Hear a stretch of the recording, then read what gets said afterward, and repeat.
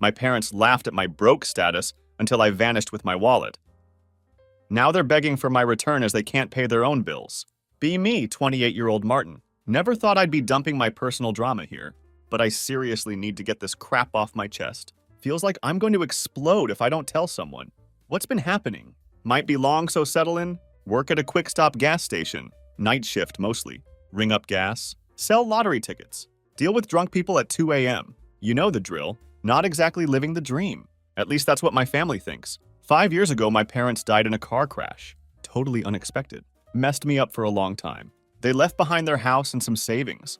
Got put into this trust thing their lawyer set up. I'm the one who manages it. For years, I've been using it to help out my extended family. My Aunt Karen, 51, Uncle Bob, 53, and my cousins Connor, 26, and Nate, 24. They think they're living the good life on their own dime. They're not. I pay 70% of Karen and Bob's mortgage. Their fancy vacations, mostly me. The cars they flex? Guess where the money's coming from? But they think it's some government assistance program for families of accident victims. I never corrected them, because frankly, I don't care. Drive a beat-up 2010 Toyota that rattles when it hits 60 miles per hour. Live in a basic apartment. Rotate through the same 5 t-shirts. Not because I'm broke, but because I don't see the point of spending money on nonsense. My parents taught me how to handle money, and I actually listened. Anyway, a couple of weeks ago, we had dinner at their place. Big house. Fancy kitchen. Basically, my money well spent. I brought homemade lasagna, my mom's recipe. Walking in, and the first thing I hear is Karen telling Nate, "At least someone in this family knows how to treat themselves," while shooting me a look. Yeah, okay. Dinner starts. Uncle Bob brags about his golf membership. Mine. Connor flexes his smartwatch. Mine. Nate's hyped about some concert. Yep, mine. Then Karen, in her usual passive-aggressive way, goes, "Martin, honey, don't you think it's time you got a real job? Your father always knew how to present himself." I didn't even blink, just took another bite of lasagna. The same lasagna she was raving about 5 minutes ago, assuming it was store-bought, because in her mind I couldn't possibly afford quality ingredients. Then Nate, ever the golden child, chimes in. "Not everyone can make something of themselves, Mom. Martin's doing his best." "Oh, my bad. I must have forgotten that I funded your entire life, Nate." Then they start talking about their upcoming Canton trip, booked on a credit card that's being paid off by me. They don't even bother inviting me, which honestly is a relief. Bob, ever the philosopher, raises his glass. "Some of us work hard enough to deserve nice things." "All right, bro." Then Karen drops this gem. "You know, Martin, you'll always be a nobody just like your father was before he got lucky." The room goes quiet. Even my cousins shift uncomfortably. My father wasn't lucky. He was smart, built everything from the ground up. And here the clowns are coasting off his legacy while looking down on me. I calmly finished my plate, got up and said I had an early shift. As I was walking out, I heard Karen laughing. Maybe we should start a GoFundMe for poor Martin. That set my mind on fire, but I didn't react, didn't flinch. They didn't see me pause in the hallway, didn't see me pull out my phone and open my banking app and make calls. But the next morning, I put my plan in motion. They have no idea what's coming. I've let them play pretend for 5 years. But I finally had enough. But then something unexpected happened. A couple of nights later, I was at work, still running on that quiet fury, when she pulled into the gas station. 11 p.m., flat tire, looking stressed but not helpless. That was the first time I met Lily. She was gorgeous, like the kind of gorgeous that makes you do a double take. But she was also real, no fake attitude, no entitlement. Kindergarten teacher, loved her job, laughed at my dumb jokes without forcing it. While I changed her tire, we talked. And for the first time in a while, I actually enjoyed a conversation where no one was trying to impress me. When I was done, she asked for my number. We started dating, and man, those were the best 2 months of my life. I forgot about my family. Lily was so different from anyone I've ever met. She didn't care about fancy stuff at all. She drove this old Corolla that made my Toyota look fancy, lived in this tiny apartment with a roommate to save money, and was totally cool with our cheap dates. We'd grab $5 pizza and watch movies at my place, or go hiking, or just drive around talking for hours. For the first time since my parents died, I felt like someone actually saw me, not just the gas station guy everyone looks down on. Then one Sunday, my family sent the usual dinner invite. Normally, I'd go, take my usual punches and leave. This time I showed up with Lily. I warned Lily that my family could be a bit much, but nothing could have prepared either of us for what happened. The moment we walked in, I could see Aunt Karen sizing Lily up, checking out her simple sundress and non-designer purse. Her face had that tight smile I knew meant trouble. "Oh, Martin, you didn't tell us you were bringing a friend," Karen said. emphasizing friend like she couldn't believe anyone would date me. Uncle Bob barely looked up from his phone. Hey kid, there's extra chairs in the garage. Real classy welcome. I got the chairs while Lily tried to make conversation. When I came back from the garage, Connor had somehow positioned himself next to Lily, showing her pictures of his recent trip to Miami on his phone. I go there twice a year, he was saying. Maybe next time you could come with better company, of course. He winked at her while shooting me a look. Lily laughed uncomfortably and scooted closer to me when I sat down. I squeezed her hand under the table, trying to silently apologize for my family's behavior. Dinner started and it just got worse. Every time Lily mentioned something about our relationship, my family found a way to make me look pathetic. Martin took me to this cute little Italian place last weekend, Lily said, trying to join the conversation. Oh, you mean Vincenzo's? Karen laughed. That's where we take the kids for birthday parties. I'm surprised Martin could afford even that on his gas station salary. Lily's smile did this little falter thing that made my stomach hurt. Speaking of jobs, Connor chimed in. Did Martin tell you he's been at that gas station for what, 4 years now? No ambition to move up? I think it's admirable, Lily defended me. He's reliable and his customers like him. Connor nearly spit out his drink laughing. Customers like him? You mean the truck drivers who buy beef jerky at 2 a.m.? Not exactly a career path. I tried to change the subject, but they weren't letting up. So, Lily, Uncle Bob said, setting down his fork. You teach kindergarten, that's nice. Connor here just made junior partner at his law firm. Bought himself a new Mercedes to celebrate. Lily looked surprised. Oh, congratulations, that's impressive. What can I say? Connor grinned. Some of us have goals. The digs kept coming one after another. How my car broke down 3 times last year? Not true. How I still hadn't paid Uncle Bob back for a loan? Also not true. He owed me money. How I probably couldn't even afford to take Lily anywhere nice for her birthday.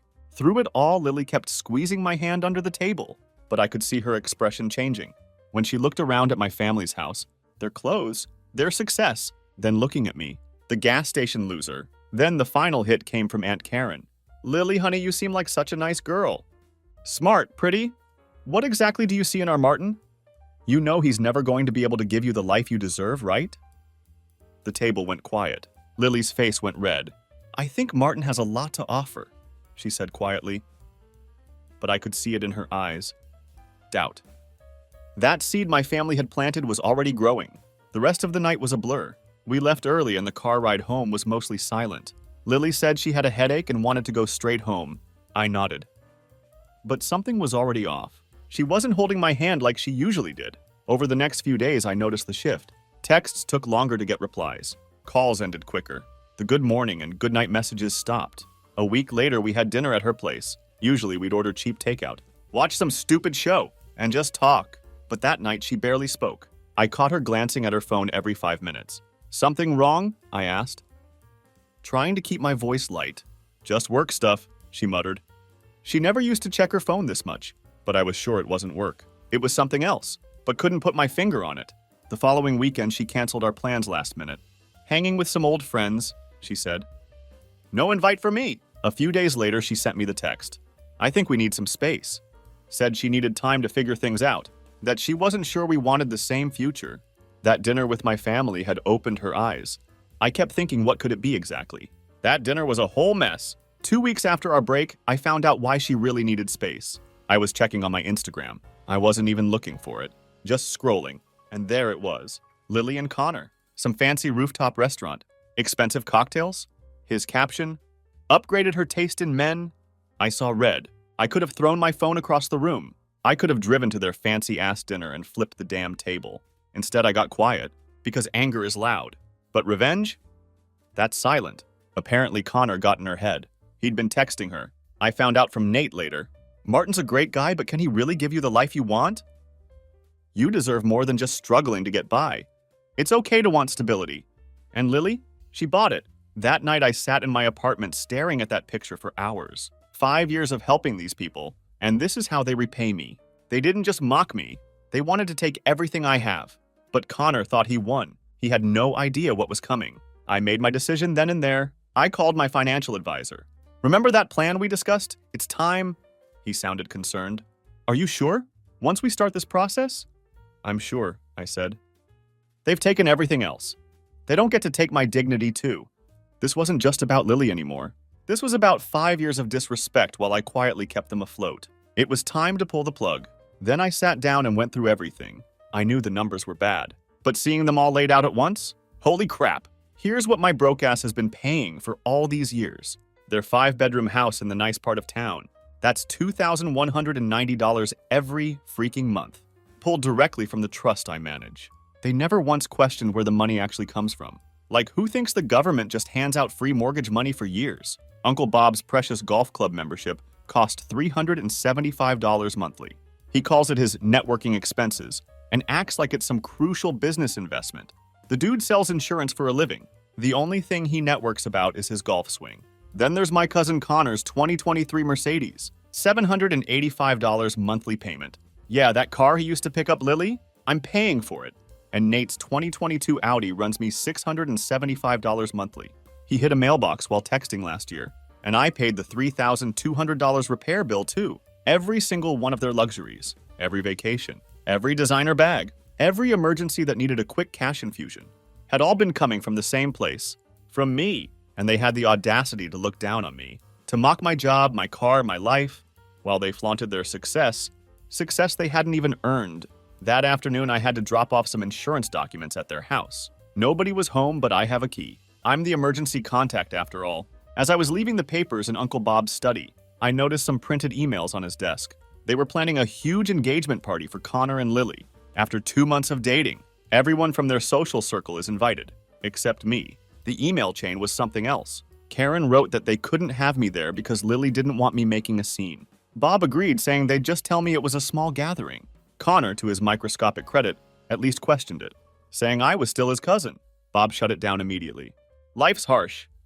Besides, he'd embarrass us in front of Lily's family. I read that line twice. Embarrass them.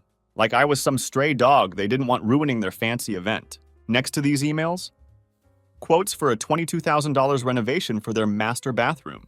Guess who they expect to find the money for that? I sat in my car for a while after seeing those emails. Not sad, just done. Completely done. Then, like some final pathetic joke from the universe, I got a text from Lily. Connor told me you've been spreading lies about his family. Please stop. They've been nothing but generous to you. Generous? I stared at the word for a long time. I didn't respond. Instead, I made some calls, set some things in motion. The trust that's been funding their lifestyle? It's not as simple as just cutting them off.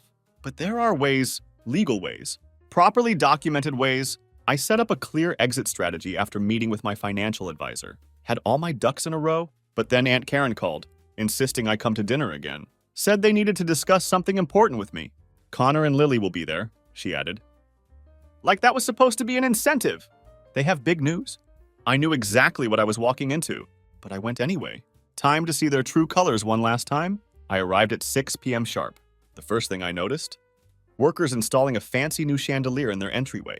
Remember that home renovation I mentioned? Apparently, they decided to start early.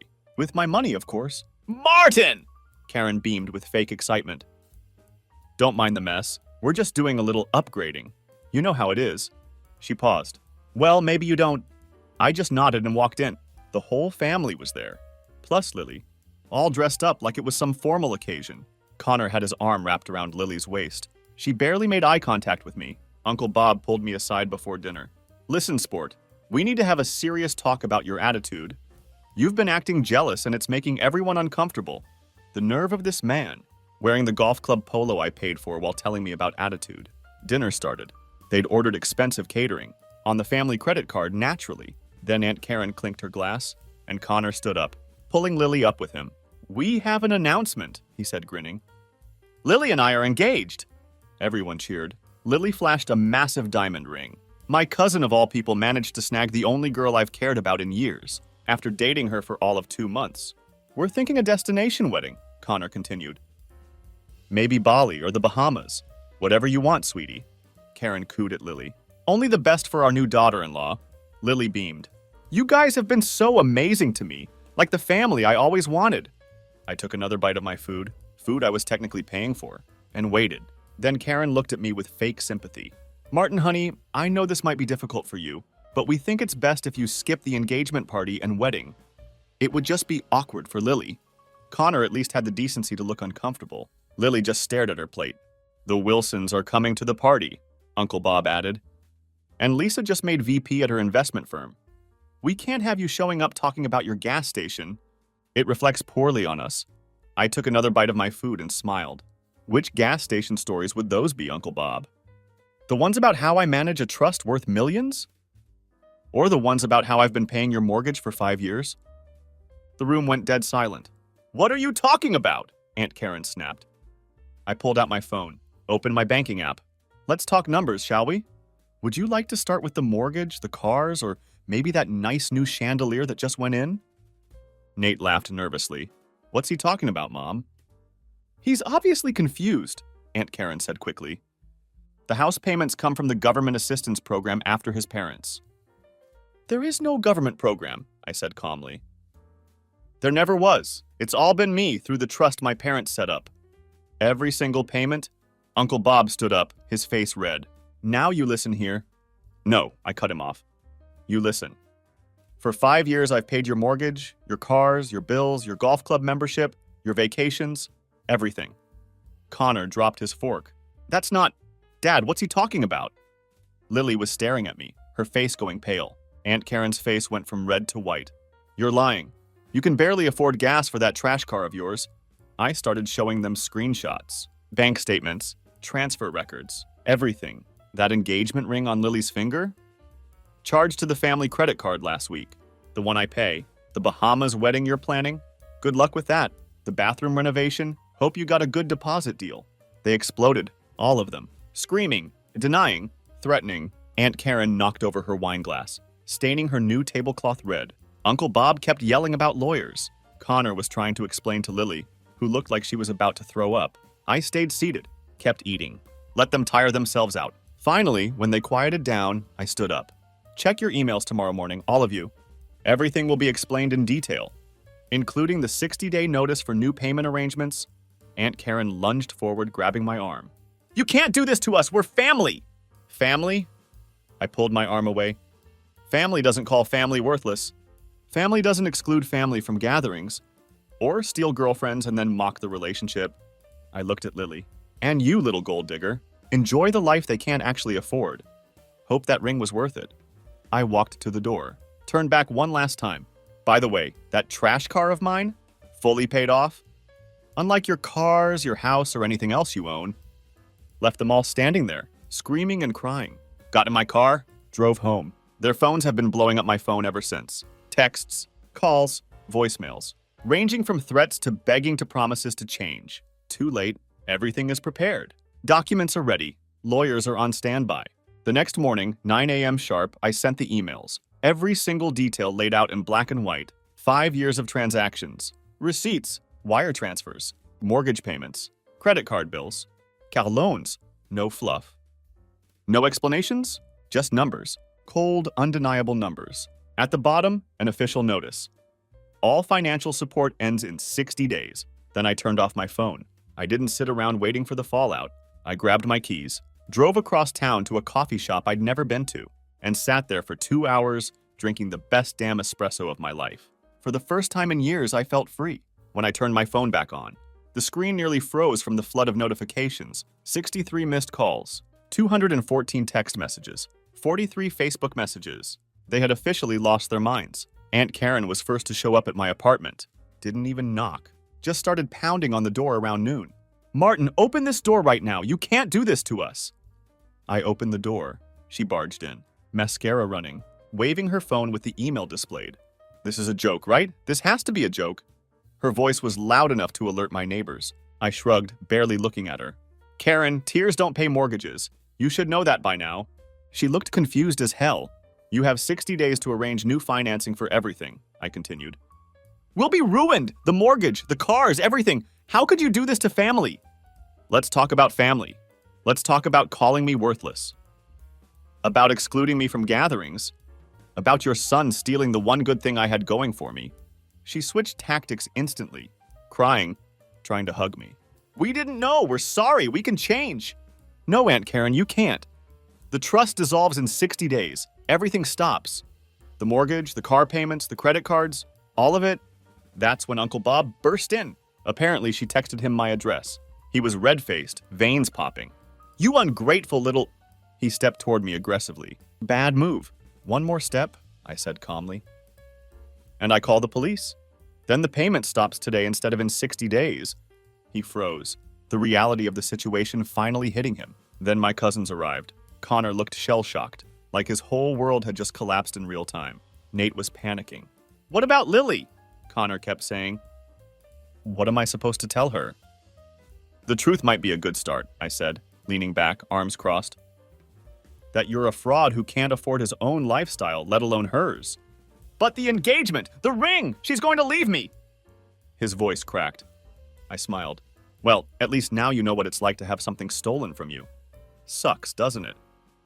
Connor blinked rapidly, swallowing hard. His hands clenched into fists. He had nothing to say. The next few hours were complete chaos. Aunt Karen crying on my couch. Uncle Bob pacing, making calls to his golf club connections for loans. Connor having what looked like a panic attack. Nate just sitting there, staring at nothing. Then came the text from Lily. Is it true about the money? I didn't even respond.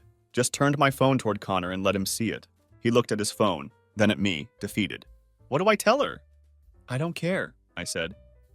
Not my problem anymore. Then Aunt Karen tried one last tactic. Your parents would be ashamed of you. The room went silent.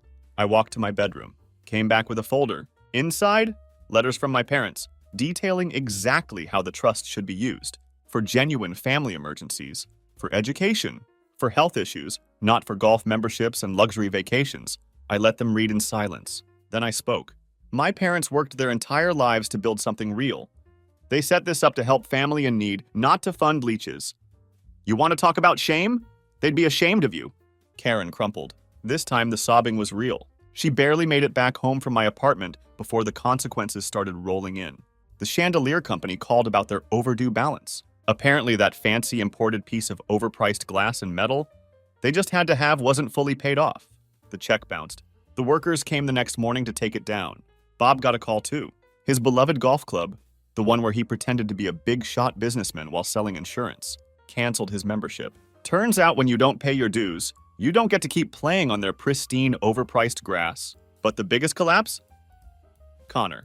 His engagement with Lily imploded when he finally had to sit her down and confess that his wealth was nothing more than smoke and mirrors. Lily, bless her heart, had apparently assumed that his life of first-class vacations and luxury cars came from his success, not from a trust fund he never even knew existed until it was gone. So the engagement party? Canceled. The destination wedding? Never happening. I heard all of this secondhand from Nate, who had the common sense to realize that maybe I wasn't the villain in this story. Unlike the rest of them, Nate actually listened when I cut them off. He didn't try to fight it, didn't beg or scream or threaten. He just disappeared for a while. Meanwhile, Karen and Bob were scrambling to refinance their house. But with their credit history, years of spending like royalty while carrying mountains of debt, no bank wanted to touch them. 2 weeks later, I drove past their house in my so-called trash car. Karen was standing outside in a robe, arms crossed, watching as workers took down her precious chandelier. She didn't notice me. She was too busy watching her world crumble.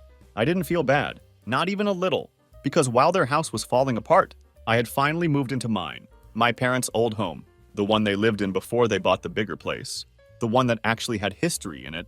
That wasn't just a showpiece for fake status. I had bought it in cash, and now it was mine. No mortgage, no debt, no parasites leeching off me.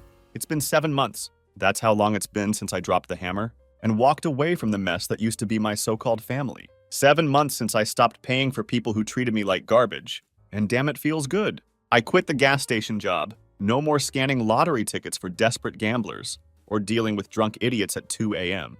The last time I clocked out, I didn't even look back. That place was never meant to be permanent. It was just something to do while my money kept the leeches fed. But now that they were cut off, now that I didn't have to be their walking ATM, I had options. So I took one.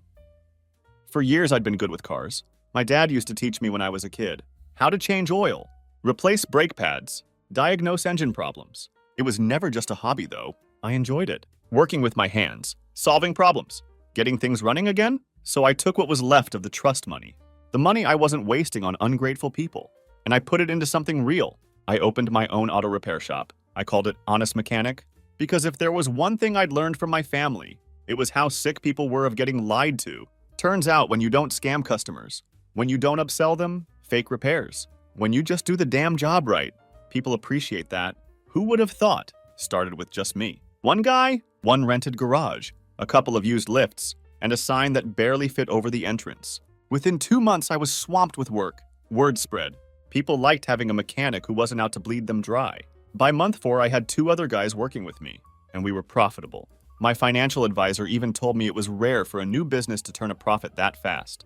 And then came Olivia. I needed someone to handle the front desk, scheduling, managing orders, making sure I didn't waste time dealing with idiots who don't know their car needs an oil change. I hired Olivia. And let me tell you, this woman runs the place like a damn CEO. Mid-20s, sharp as hell. And yeah, I won't lie, drop-dead gorgeous. But unlike Lily, she doesn't need a guy with money to make her feel important. Customers love her.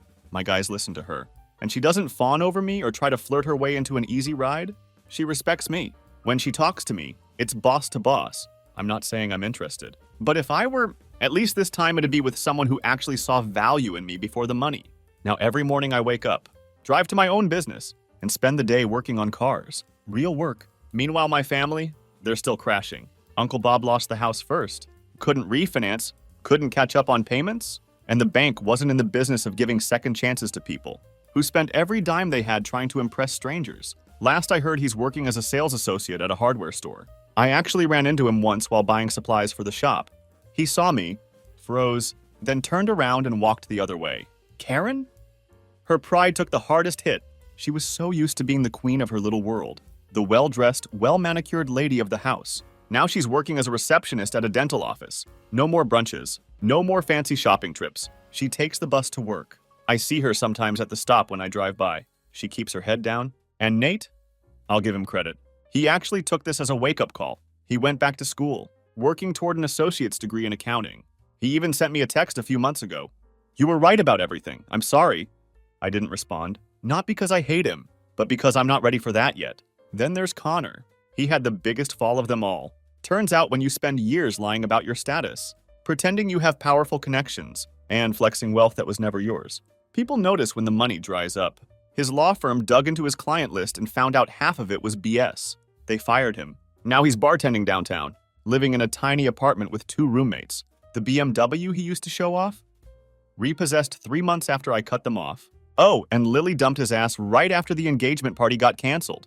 Apparently she wasn't interested in wedding vows that included for richer or poorer. I heard she moved back in with her parents. Guess Connor wasn't such an upgrade after all. He doesn't post on social media anymore.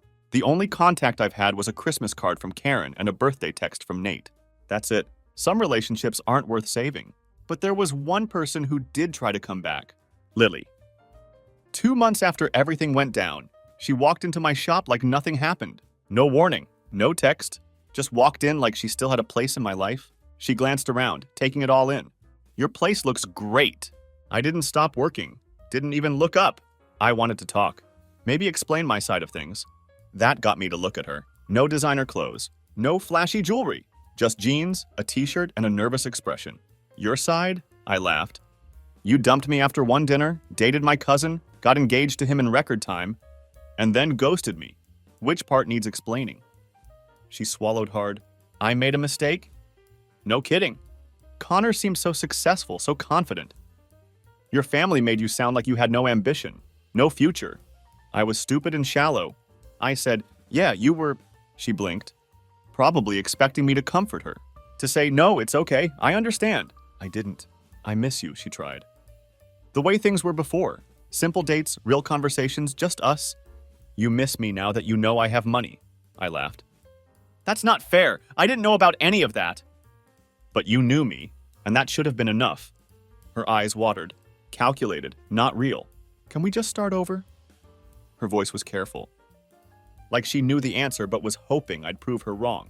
Before I could answer, Olivia poked her head in from the office. Hey boss, just a heads up. Client with the Mustang is here. Want me to handle it? Lily's face shifted. She hadn't noticed Olivia before, and the second she did, she knew. This wasn't a dingy gas station anymore. This wasn't broke, desperate Martin. I wasn't waiting around hoping for her approval. I wiped my hands on a rag and stood up straight. Nah, I don't do charity cases, Lily. Not even for old time's sake.